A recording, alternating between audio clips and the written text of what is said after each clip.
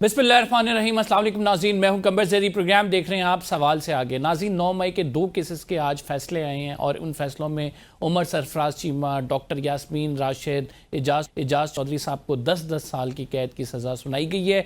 शाह महमूद कुरैशी साहब को आज फिर दोनों मुकदमात में बरी कर दिया गया है। इसकी क्या आखिर वजूहात बन रही हैं? इससे कबल भी शाह महमूद कुरैशी साहब को 9 मई के जो मुख्तलिफ मुकदमात थे उनमें बरी कर दिया गया।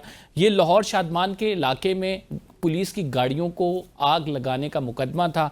शाह महमूद कुरैशी साहब कराची में मौजूद थे, इस वजह से उनको बरी किया गया कि चूँकि लाहौर में मौजूद नहीं थे, ना ही उनकी जानिब से कोई ऐसी इंस्ट्रक्शंस आई थी, तो इस वजह से उनको बरी कर दिया गया है। इस पर बहरहाल कयास राइयाँ ज़रूर हैं कि शाह महमूद कुरैशी साहब किस तरह से 9 मई के मुकदमात से बच रहे हैं। नाज़रीन, इमरान खान साहब के पर्सनल गार्ड हाफिज़ मोहम्मद अशरफ साहब, ये 9 मई के आज मुकदमे में इनको सज़ा हुई है 10 साल की, लेकिन ये मौजूद थे 9 मई के दिन इमरान खान साहब के साथ। जब आपको पता है कि इमरान खान साहब हाई कोर्ट गए थे, वहाँ से उनकी गिरफ्तारी अमल में लाई गई थी, तो इनको कैसे सज़ा हो गई, ये भी एक सवाल उठाया जा रहा है। आज इस पर बात करेंगे। दूसरी जानिब ऑपरेशन सिंदूर की गूंज है, भारत से ये बयानात आ रहे हैं कि ऑपरेशन सिर्फ रिज्यूम, इसे दोबारा रिज्यूम किया जाएगा, ये पॉज हुआ है सिर्फ ऑपरेशन। और जो हाई मिलिट्री कमांड है, ऑफिशल्स जो हैं उनके, वो ऐसे बयानात दे रहे हैं। आसिम मुनीर साहब फील्ड मार्शल ने इन बयानात को डाइसेक्ट करके बड़ा वाज़े बयान दे दिया कि अगर भारत ने ऐसी कोई कोशिश की तो मुंह तोड़ जवाब दिया जाएगा भारत को। और पाकिस्तान जो कि एक न्यूक्लियर पावर है, वो जानता है कि उसने कैसे हिफाजत करनी है अपने लोगों की, इस सरजमीन की। इस पर भी बात करेंगे। आज हमारे साथ नाज़रीन मौजूद हैं एडवोकेट हाफिज़ एहसान साहब, फैसल चौधरी साहब वकील हैं इमरान खान साहब के, हमारे साथ मौजूद हैं जाहिद खान साहब, मुस्लिम लीग नून के सीनियर रहनुमा हैं। बहुत शुक्रिया आप तीनों मोअज़्ज़ज़ मेहमान ग्रामी का। स्टार्टिंग फ्रॉम यू हाफिज़ साहब। हाफिज़ साहब, ये बात क्या है कि एक शख्स जो कि इस्लामाबाद में मौजूद हो और इमरान खान साहब का पर्सनल गार्ड हो, लाहौर के मुकदमे में उसे 10 साल सज़ा हो जाती है, लेकिन शाह महमूद कुरैशी साहब जो कि कराची में मौजूद थे, उनको छोड़ दिया जाता है, जबकि एक बड़ी पोजीशन पे भी हैं वो। व्हाट डू यू थिंक कि किस तरह से फैसला दिया गया ये?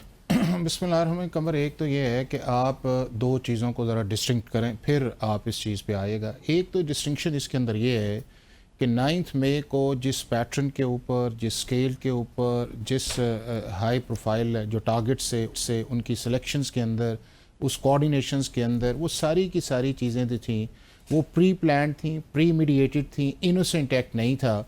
और वो जो 4-5 घंटे की एक्सरसाइज है, उसके अंदर पाकिस्तान के मिलिट्री लॉज की भी वायलेशंस की गई, एंटी टेररिज्म एक्ट की भी वायलेशंस की गई, उसके बाद ऑफिशियल सीक्रेट एक्ट की भी वायलेशंस की गई और पाकिस्तान पिनल कोड्स की वायलेशंस की गई। अब दूसरा उसके अंदर ये है कि दो चीज़ें आगे बढ़ी, एक आपके मिलिट्री कोर्ट्स की आई, दूसरी एंटी टेररिज्म कोर्ट्स की आई। एंटी टेररिज्म कोर्ट्स के अंदर ये 5वीं जजमेंट जो है वो आपके सामने आई है, गुजरांवाला, लाहौर, फैसलाबाद, सरगोदा, और अब उस चीज़ के अंदर आया है। अब ये है कि जब आप यहाँ पे टॉक शोज़ के अंदर बैठते हैं तो आप सिर्फ उन चीज़ों को पिन पॉइंट करते हैं कि जी ये फ़ैसला है, ये इस तरह आया, ये आया। जितनी देर तक आप उस जजमेंट को एनालाइज करके नहीं करेंगे कि कौन सी ऐसी ग्राउंड थी कि जिसकी बुनियाद के ऊपर जो है एक शख्स को बरी किया गया है या दूसरे शख्स को निकाला गया, चूँकि बुनियादी तौर पर ये सारे के सारे जो केसेस थे, अगर किसी की जगह फ़िज़िकल प्रेजेंस नहीं थी तो वो उस कोऑर्डिनेशंस के अंदर, प्लानिंग के अंदर, इंस्टिगेशंस के अंदर, प्रोवोकेशंस के अंदर था। और मीटिंग के साथ साथ आपका डिजिटल मीडिया के अंदर भी आप किसी को प्रोवोक करते हैं या उस कोऑर्डिनेट करते हैं। अब शाह महमूद कुरैशी से तो कर सकते हैं, वो किसी मीटिंग में शामिल होंगे, किसी प्लानिंग में शामिल होंगे। इमरान खान का पर्सनल गार्ड उसी की तरफ से होगी पार्टी में। मैं सुन लेना। अब अगला ये है कि जब आपके ऊपर एक चार्ज लग जाता है, आपके ऊपर FIR बन जाती है, उसके बाद ये है कि प्रोसिक्यूशन अपना केस लेके आती है। आप पे ये आता है कि आपने उस बर्डन को डिस्चार्ज करना है, और उस बर्डन को डिस्चार्ज करने के अंदर दो ही आपके पास डिफेंस आते हैं।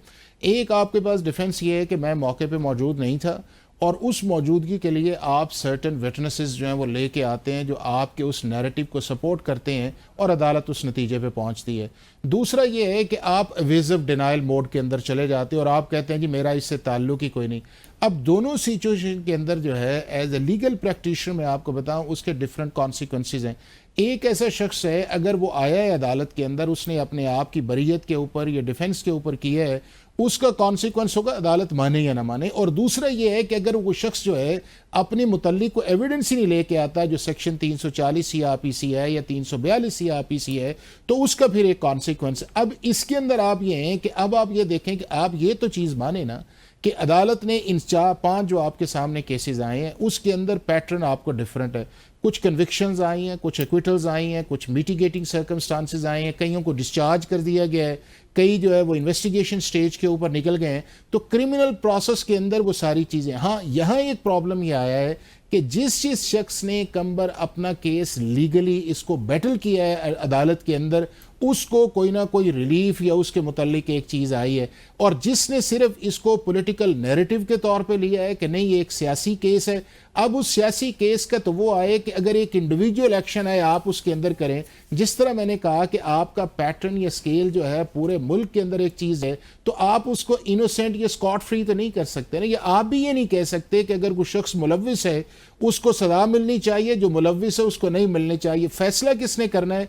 फैसला अदालत ने करना है। पहले यह कहा जाता था कि जी एटीसी कोर्ट्स नहीं होनी चाहिए, मिलिट्री कोर्ट्स में क्यों गया? अब एटीसी कोर्ट के अंदर आई हैं, आपने नहीं किया, आपके पास हाई कोर्ट का फोरम अवेलेबल है, डिवीजन बेंच में जाएं, लेकिन अपने आप को सरेंडर करें। आप जितने भी लॉयर्स मैं आपको बताऊं, आप उनसे जरा इंटरव्यूज करें कि जिस एक्यूज ने सीरियसली इस केस को लिया है उसका आउटकम जो है डिफरेंट आया है, और जिसने सिर्फ इसको एज ए पॉलिटिकल तौर पे लिया और उसने कहा जी ठीक है जो होता है होता है देखी जाएगी, उसका एक कॉन्सिक्वेंस है। और कॉन्सिक्वेंस ना सिर्फ कन्विक्शंस में आया है बल्कि डिस्क्वालिफिकेशंस के अंदर आया है, और उसका पॉलिटिकल और लीगल सेटबैक। जाहिद खान साहब, हमारे सामने एक हिस्ट्री है, ये कह रहे हैं कि जिसने सियासी तौर पर केस लिया है उसको जो है रिलीफ नहीं मिला है, जिसने इसको सीरियस लिया है, बाकायदा तौर पर क्रिमिनल प्रोसीजिंग को लेके चला है, अपना लॉयर किया है, कहीं ना कहीं उसको रिलीफ मिल गया है।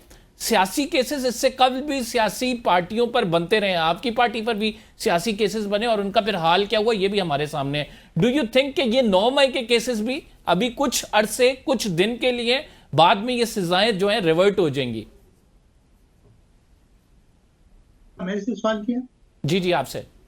अच्छा, सही बात है। देखिए, अगर जो 9 मई वाला वाकया है ना, वो तो एक ऐसा वाकया है कि वो छुपने वाली तो है नहीं, और उसमें जो लोग इन्वॉल्व है, क्योंकि इस मुल्क के अंदर ये नहीं है कि सिर्फ पीटीआई वालों के साथ ये ज्यादती हुई है।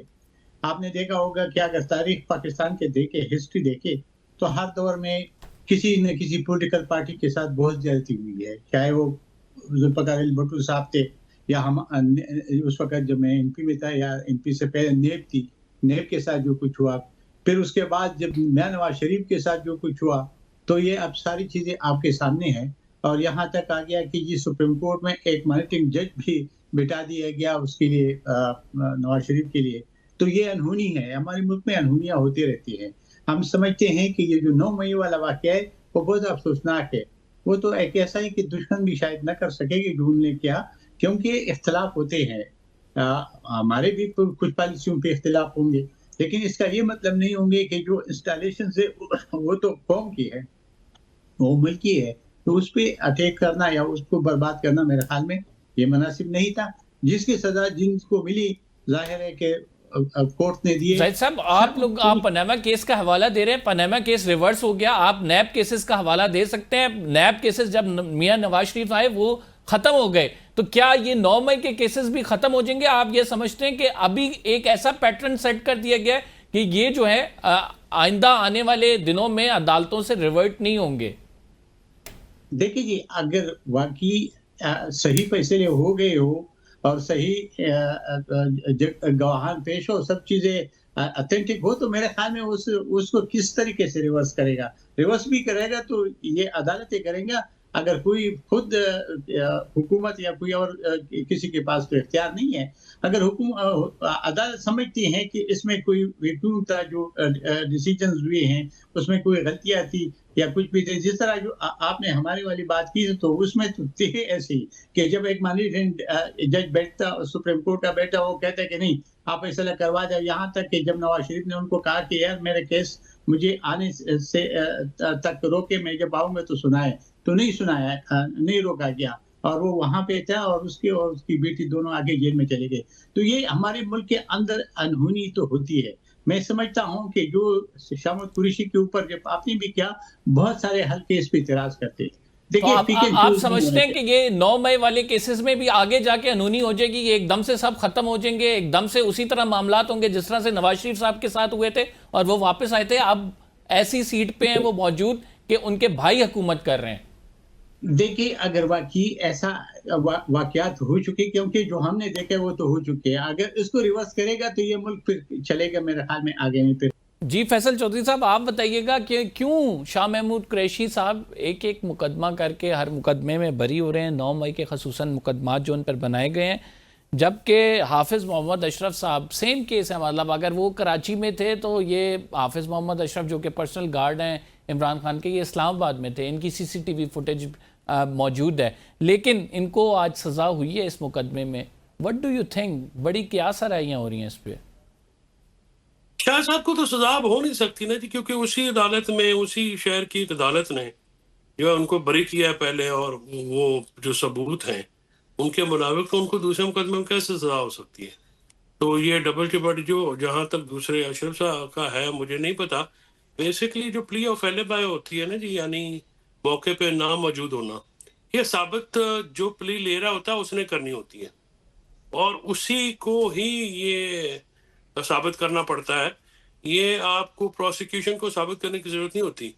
वो तो अगर आप ये कहते हैं कि मैं वहां पर नहीं था, तो शाह साहब ने जो अपना बर्डन ऑफ एविडेंस है वो डिस्चार्ज किया है पिछले मुकदमे में भी, और जाहिर है वही एविडेंस यहाँ पे पेश किया होगा, तो इसलिए उनको सजा आप किसी भी मुकदमे में मेरा नहीं ख्याल कि 9 मई के मुकदमे में हो सकती है। शाह महमूद कुरैशी साहब वैसे ही आपकी पार्टी के वाइस चेयरमैन थे, आप समझते हैं कि अगर उनकी रिहाई हो जाती है तो वो तमाम चीज़ें लीड करेंगे, मुज़ाकरात का मामला हो, तहरीक चलाने का मामला हो, एक बड़ा पॉलिटिकल फिगर जो है अगर वो अदालत से रिहा होता है तो पार्टी सारी उसके ज़िम्मे होगी? अब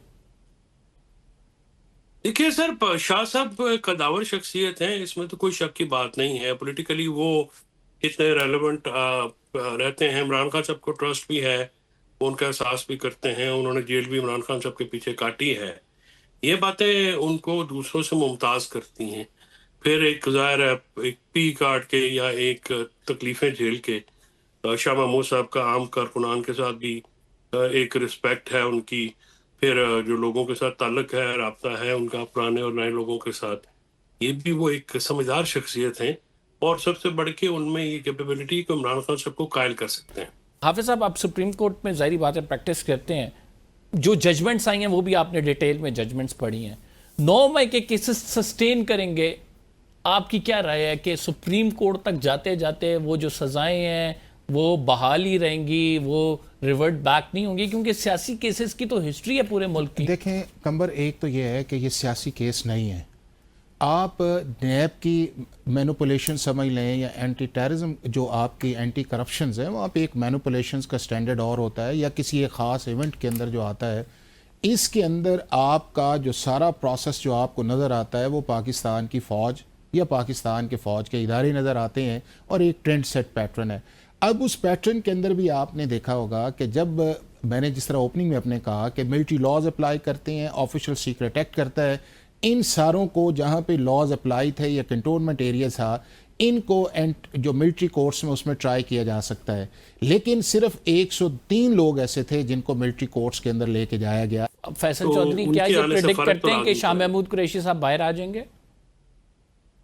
शाह साहब को अंदर नहीं रखा जा सकता सर, अच्छा, इस एविडेंस के बाद और इन फैसलों में। शाह साहब को तो बस ज्यादती करी है प्रोसिक्यूशन, उनके खिलाफ तो बाकी केस विड्रॉ कर लेने चाहिए, और उनको बाहर फौरन कर देना चाहिए। हमारी पार्टी को तो चलो हमारी जाती जरूरत है ना कि हमारे में पार्टी में क़यादत का फुकदान है, और हम चाहते हैं कि शाह महमूद साहब जैसा बंदा आ जाए जिसको इमरान खान ट्रस्ट भी करते हो। कल को इमरान खान साहब के मामला दुरुस्त हो जाते हैं देखिए ना establishment मामला, से, मैं आपको सीधी बात बताऊं, क्या आप देखिए- समझते हैं कि 9 मई के केसेस रहेंगे? देखिए मैं आपको बात बताऊं, जितनी देर तक PTI as a political party और ये सारे जो हैं इस चीज़ से डिस्टेंस नहीं करेंगे और इस चीज़ को कंडेम नहीं करेंगे, और इसके अंदर ये कहेंगे कि मोटिवेशन हमारी पाकिस्तान की सिक्योरिटी फोर्सेस की नहीं, और अगर हमने किया है तो हमें जो है उसका अफसोस है उस चीज़ के अंदर, हम इसकी मजम्मत करते हैं, उतनी देर तक ये मामला जो है कंबर ख़त्म नहीं आएगा। ये बड़ा एक सीरियस इशू है। अब उसको आप अब और उसको जहां पे कल एस्टैब्लिशमेंट खड़ी थी कि 9 मई पे माफी मांगे, अभी भी एस्टैब्लिशमेंट नहीं देखिए कि अगर आप किसी के खिलाफ इंडिविजुअल क्राइम भी करते हैं तो आपका एक कंपाउंडेबिलिटी तो होती है कि आप माफ भी कर देते हैं, आप उसको ट्रायल पे भी कर सकते हैं, इन्वेस्टिगेशन में भी, अपील में भी, सुप्रीम कोर्ट में, इवन प्रेसिडेंसी से पहले भी आपकी जब वो एग्जीक्यूशन आती है।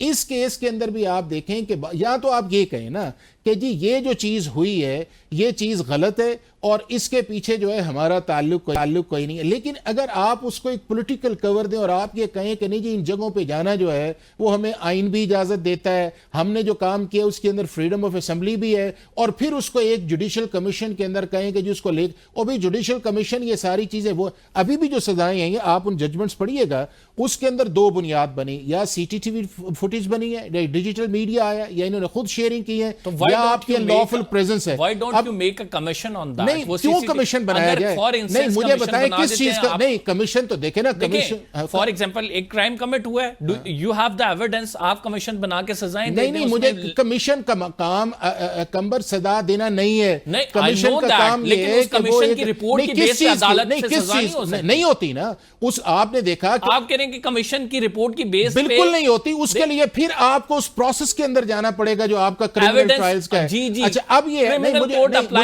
मुझे ये बताएं, एक ये चीज है कि अगर अनसीन अक्रंस पूरे मुल्क के अंदर आता है तो आप कहें जी कमीशन बनाए, पता करे कहां से लोग आ गए, और भी सारी दुनिया ने देखा है कि लोग मौजूद हैं, किस तरह मॉब मोबिलाइजेशन जो है आपकी लिबर्टी मार्केट में आती है, किस तरह प्रोवोक किया जाता है, उसके बाद एक 6, 8, 9 महीने का नैरेटिव है जिसके अंदर ये चीज आती है। अब पॉइंट ये है PTI wants to clarify themselves, एक मिनट clarify themselves कि हम जो है ये हमने नहीं किया। आप कहते कि इन्होंने किया, आपके पास एविडेंस भी मौजूद है, मतलब यानी रियासत कहती है इन्होंने किया, आपके पास एविडेंस। अगर रियासत कमीशन बनाए, कमीशन की रिपोर्ट आए, उसके बाद क्रिमिनल केसेस चलें, कमीशन की रिपोर्ट उसमें इंडोर्समेंट एक हो जाएगी, डोंट यू थिंक कि वो केस एक बड़ा मजबूत केस बनेगा? फ्रॉम डे वन जो है, क्या पीटीआई का या पीटीआई का लीडर्स का ये नैरेटिव नहीं है कि ये फॉल्स फ्लैग ऑपरेशन है? तो सर ये सुन लेना, गलत साबित करने के लिए आपने कमीशन बेस्ट स्ट्रेटजी सुन लेना। दूसरा उन्होंने ये कहा है कि जी जनाब हम किसी भी जगह जा सकते हैं और हमें जाना चाहिए।